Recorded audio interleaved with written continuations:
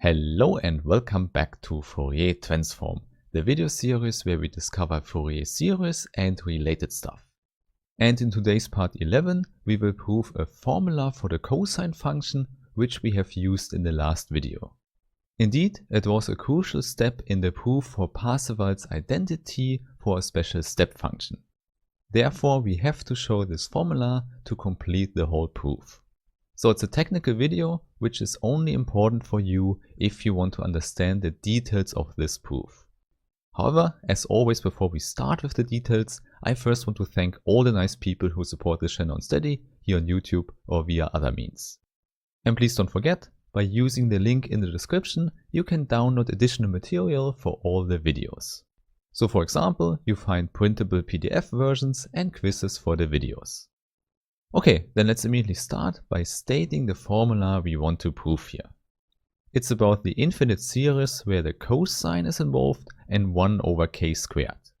And by knowing some criteria for series, you can already check that this is a convergent series. However, we want to have more, we want to have the exact value of this series. And it turns out that this limit is exactly x minus pi squared over 4 minus pi squared over 12. And this nice formula holds for every x between 0 and 2 pi. And in fact also for the boundary cases of this interval.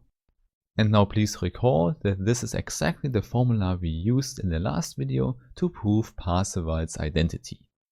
Okay, in order to prove this nice formula, the best way is to first go to two related formulas and show them. The first one here is not so complicated, it's just about summing up cosine functions. So we take the constant 1/2 plus a sum of cosine functions. So k should go from 1 to n, and inside the sum we just take cosine kx. And here it makes sense to introduce the constant 1/2 as well, because then we can easily rewrite that with exponential functions. Indeed, the cosine function is nothing more than 1/2 times the sum of two exponential functions. After all our discussions with the Fourier series, this should not come as a surprise for you. In particular, it should not be a surprise that now we can rewrite the whole thing as a sum from -n to n. So we get 1/2 times the sum of exponential functions. Of course, this is already a nice formula, but what we want is to get rid of the sum symbol altogether. And we will do that by using the geometric sum formula. However, for that, the sum has to start at the index 0. So the idea is that we go from k is equal to 0 to 2n. Then we have the same amount of terms in the sum, but obviously not the same terms. But we can make the equality here if we just multiply by e to the power minus I n x. And then you should see this is exactly the index shift we needed. So now we have the correct sum here, and inside it we find a complex number we can call q. Or more precisely, it should be q to the power k, which simply means this q is given by e to the power ix. And now what you should see here is a geometric sum where we have a nice formula for. However, this formula is only valid if q is not equal to the real number 1. So the formula also holds for complex numbers, but 1 is still excluded. This is easy to see if you know the formula, because we have 1 minus q in the denominator. In fact, this formula is easy to remember. Just take 1 minus q for the denominator, and the same in the numerator, but there q has the power as the end index of the sum plus 1. So in this case we have 2n plus 1. So this is the geometric sum formula as we have discussed it in the real analysis course or the complex analysis course. So in the case you have never seen this formula at all, please check out these old videos. Okay, and now here in the next step we can simply resubstitute q. And maybe we can also multiply e to the power minus I n x to the numerator here. And then we see that we have e to the power minus I n x minus e to the power I n plus 1x. So from the 2n plus 1 we had before, 1n cancels. Moreover, here in the denominator we just have 1 minus e to the power ix. So now we could say this is already a nice formula because the sum has vanished and we get a nice fraction here. However, the left hand side is a real number and therefore the right hand side should also be expressible with real numbers. And this is not hard to get, just expand the fraction by the correct exponential function. And the correct one here is minus 1/2 ix. This makes sense because it brings the denominator here to a sine function. So maybe let's write the whole expression, which is simply a fraction again. So first in the denominator we have e to the power 1/2 ix minus the same with a minus sign. And in the numerator it looks similar, but there the power is I times n plus 1/2 x. Also easy to see because we subtract 1/2 here. And we have the same thing with the minus sign for the first term here. Hence everything worked nicely here, and what we get, as you can see, in the numerator as in the denominator are sine functions. Of course, the only thing missing there would be a factor 1 divided by 2i, but we can just add it as before. Hence expanding the fraction one last time gives us the result with sine functions. So we have the sine of 1/2 x in the denominator and sine of n plus 1/2 x in the numerator. So this is the whole formula for the sum of the cosine functions. However, it does not hold for every x because remember we have the restriction that q is not equal to 1. And indeed we know that the exponential function here is equal to 1 if x is 0, 2 pi, 4 pi and so on. Hence the formula here does not hold for x as a multiple of 2 pi. Therefore we can say the formula holds for every x in R with the exception of these multiples. So we have 2 pi m where m is an integer. Okay, there we have it. This is the nice formula for x in this set, which we want to use for the next important lemma. I call it lemma because we first have to prove that and use it to prove our general result from the beginning. This means before we can prove our important result for the series of the cosine functions, we first have to prove one for a series of sine functions. In fact, it's kind of funny that a very similar formula for the sine functions helps here. It's sine of kx over just k. And it turns out this one is also a convergent series most of the time, and it has the value pi minus x divided by 2. However, this only holds for the open interval 0 to 2 pi, which is not so surprising because for x is equal to 0, we have the 0 series here, which is obviously not convergent to pi over 2. However, all the other x values give us a nice convergent series. And moreover, if we see this here as a sequence of functions, we even have uniform convergence. However, there we definitely have to go to a compact interval. So for example, we could go from epsilon to 2 pi minus epsilon. So you see, we just need some security distance from 0 and 2 pi. And indeed, any epsilon is already enough for that. So I would say this is also a very nice result, and now we can prove it by using the formula from before. The idea is simply to express the sine function as an integral over the cosine function. And then we can simply apply the sum formula for the cosine function from before. So as always, we start with a finite sum, so we go from 1 to n. And now, as I've already mentioned, this can be seen as an antiderivative for the cosine function, which means we can just write the integral from pi to x. And inside we have cosine kt dt. And now since the sine of k pi is always 0, this formula holds for every x. And now since the integral is linear, we can simply pull in this finite sum. Okay, and now you see we can use our formula from above, and please note that now we have to exclude 0 and 2 pi. So we have the integral of these sine functions, and inside the sine function we have t. But please don't forget, we also have the constant 1/2 inside this formula for the cosine functions. Therefore, this also has to be integrated here. Of course, this constant here is not a problem at all for the integration.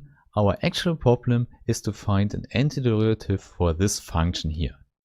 Therefore, let's split it up again. Let's write the integral of this function and let's integrate the constant immediately. So we have this integral minus 1/2 x minus pi. And now we realize that this whole part here is actually what we want to have in the end. In other words, this whole function here, which we could call f(n)x, is what should go to 0. And we can show that by using integration by parts. So the question is, what are the correct parts here? And indeed, the only reasonable choice would be to split it up into numerator and denominator. This means first here we have the function u and the other one is our function v prime. And therefore on the side here we have to calculate u prime and v. And now u prime is not a problem because it's simply the chain rule with a function in the denominator. Which means we have sine of 1/2 t squared in the denominator. And in addition, the inner derivative we find in the numerator, which is simply the cosine and the factor 1/2 comes in front. Okay, I would say this was not a problem, and now we have to calculate the antiderivative of this function here. And indeed, this antiderivative is exactly the reason our integration by parts works. More concretely, we see that we get a factor 1/n plus 1/2 in front. And in fact, this is very helpful if we want to calculate the limit n to infinity in the end. But first we should write down the whole antiderivative here, which means we have minus the cosine function. So there we have it, and now we can use the integration by parts formula. And first it just tells us we have u times v. So we have our factor 1/n plus 1/2 and then our fraction of the cosine and sine function. So minus 1 the cosine function divided by 2 times the sine function. And then we just have to put in the two boundary points x and pi. And then integration by parts means we have minus the integral again. However, instead of u times v prime, we now have u prime times v inside. So first we have our nice constant again, and then a whole fraction. And in the numerator, we just have to multiply these two cosine functions. And there the factor minus 1/4 we can put in the denominator. And in fact, in the denominator we don't have so much, we just have our sine function squared.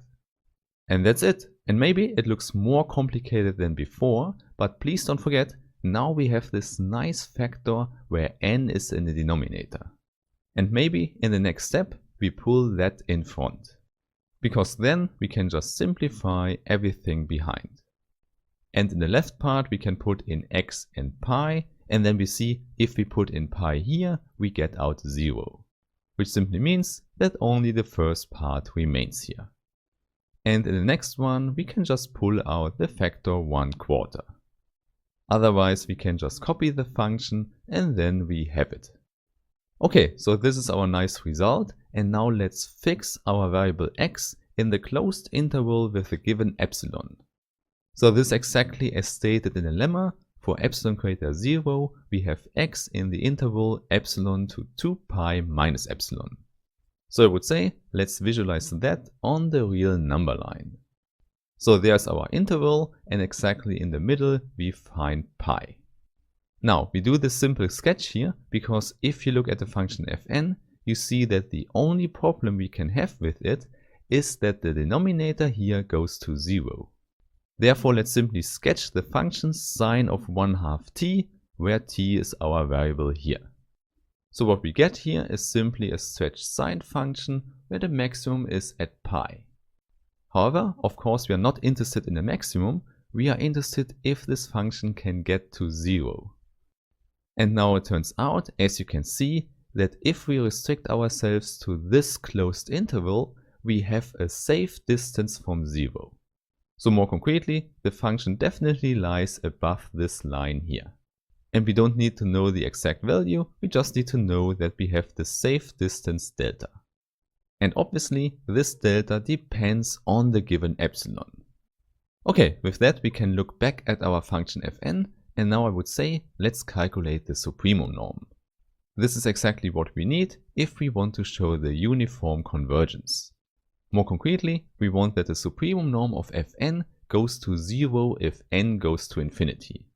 And now you already know, the good thing we have here is the constant 1 over n plus 1/2. And now the first estimate we can do here is to consider a triangle inequality by taking the two functions here separately. So maybe let's shortly call them a of x and b of x. Therefore now we have to calculate the supremum norm of a plus the supremum norm of b. And now let's simply estimate these two supremum norms individually.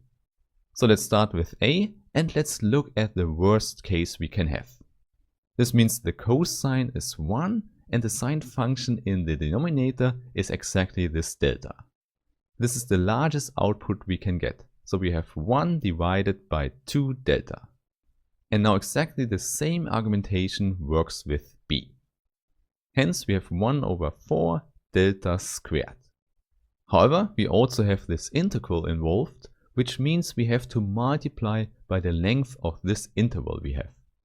Or we just estimate the length again, and then we can immediately see it's definitely smaller than pi.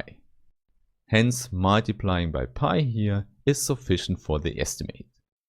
Okay, so I showed you all the details here, just that you can see that we can send n to infinity and the supremum norm actually goes to 0.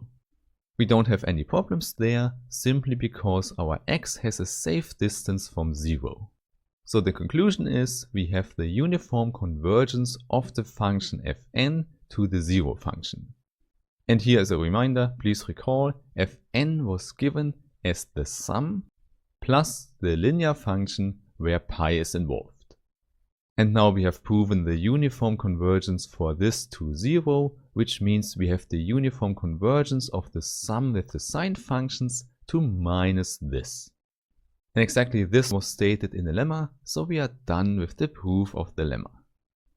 Okay, since this was a technical proof, I would say let's sketch what happens in this convergence. And as always, let's do that by using Python. So here we have the first step, so just the sine function and the linear function.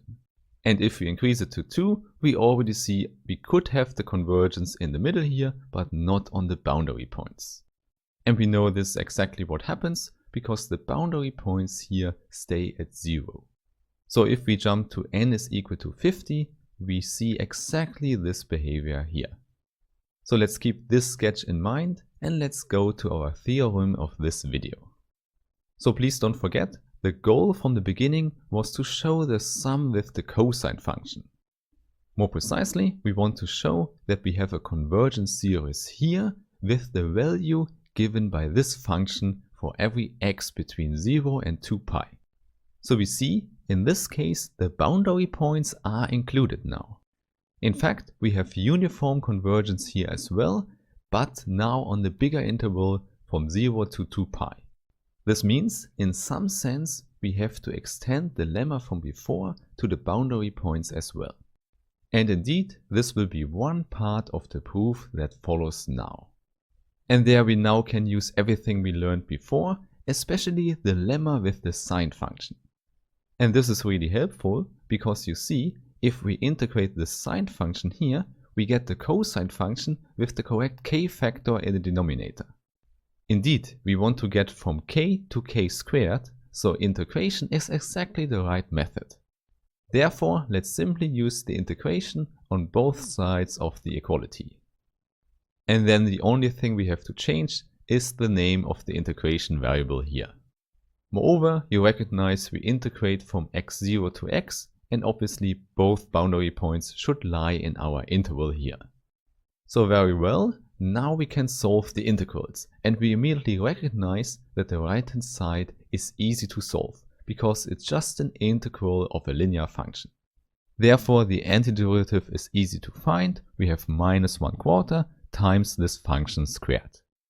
And then we simply put in the boundary points. And there we immediately see we have minus the part here on the right-hand side of the theorem. We only have to exchange the order inside the square. Now the part with x0 is not so interesting for us because it simply comes in after integrating. So let's simply call it capital C0. Indeed, in the end, we want to show that we get the correct constant as well. But first, let's do all the integrations. This was the right-hand side, which was not so complicated at all. However, now the left-hand side is more complicated because we have to integrate a series. And exactly there, the uniform convergence of this series comes in. Because this is exactly what allows us to exchange the series with the integral. So please always remember, pulling a limit out of the integral is dangerous, but the uniform convergence allows it in this case. So uniform convergence is a strong property and it makes this exchange of limit processes possible. And in fact, what remains here is a really simple integral for us to solve. As mentioned before, the antiderivative is simply given as minus the cosine function. And moreover, the inner derivative brings us to k squared in the denominator. And as before, we just have to put in the boundary points x and x0. And there we have it. Now we see we have minus the left-hand side of the theorem. And similarly to before, the part with x0 we can simply put into a constant, c1. And there we have it. This is equal to that. And now we can put it together and remove the minus signs. So we have that the series of the cosine functions with k squared in the denominator is equal to this quadratic function here plus a constant. So let's call this constant simply c. And this is exactly what remains to show. We have to calculate this constant now. And in order to do that, first we should note that after such an integration, this convergence here is still uniform.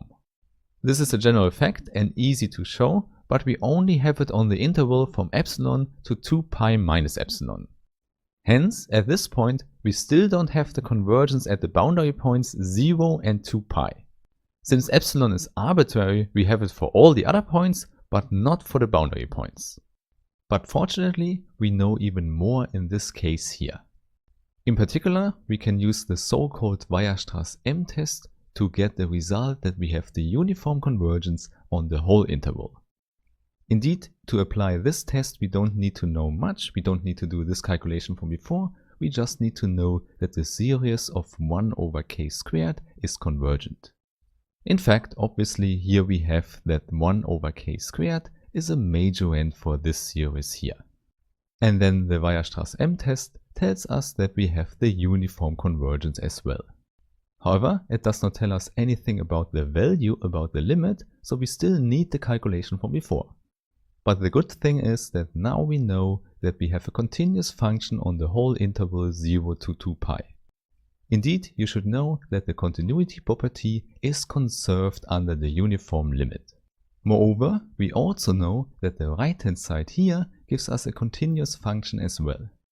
Hence, what we get here are two continuous functions that coincide on the open interval 0 to 2 pi. Indeed, this is exactly what the calculation from above gives us. And now we can just put everything together here and we can conclude that this formula also has to hold on the boundary points. In fact, for a continuous function, there is no choice what happens on the boundary, what happens in the limit, if we already know everything inside. Hence, we get everything we want. We get this equality for all points in the closed interval and also the uniform convergence of the series. And with that, finally, only the calculation of this constant c remains. Hence, this is the last step of our proof here. And here we can use our formula and that we have shown the uniform convergence on the whole interval. So we can just integrate from 0 to 2 pi. And again, as before, the right-hand side is really simple. Indeed, we can just write down the antiderivative again and put in the boundary points. And the integration of the constant gives just 2 pi times c. And now we just have one small calculation, namely this one is pi cubed divided by 6. So the only question is, what is about the left-hand side? Obviously, we just use the uniform convergence again. And then we just have to integrate cosine functions separately. However, this is now an integration over a whole period, which means we have a cosine function which has a symmetry, so we get out 0 for all the integrals. And with that we have it, the constant c can be calculated now. We bring it to the other side, we have a minus sign, we divide 1 pi, and then we have pi squared divided by 12. And that's it. This is the constant we needed, this is the constant from the theorem, and with that we are finished. And with that we have done all the technical calculations we needed, and we can continue our theory for Fourier series with the next video. So I really hope we meet there again, and have a nice day. Bye bye.